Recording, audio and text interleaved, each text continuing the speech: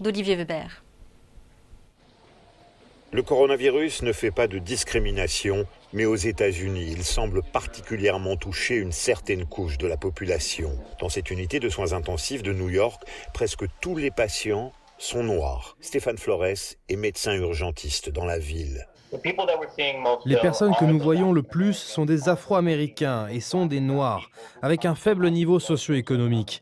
Ce sont ces patients qui viennent en soins intensifs et dont je m'occupe, qui doivent finalement être admis ou se retrouvent évidemment en salle de soins intensifs. La crise révèle les inégalités.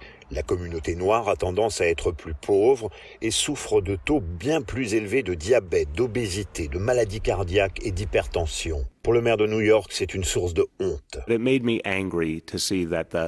Cela m'a mis en colère de voir que cette disparité qui sévit dans cette ville, cette nation, liée à des inégalités fondamentales, provoque à nouveau une telle douleur et fait que des innocents perdent la vie.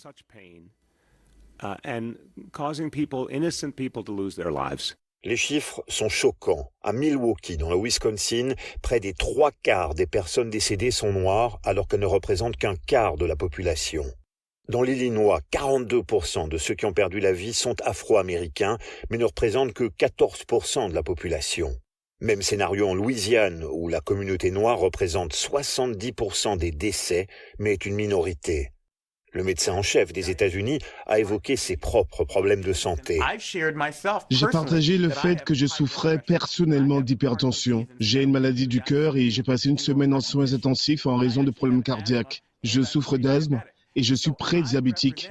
Je représente donc cet héritage de grandir pauvre et noir en Amérique.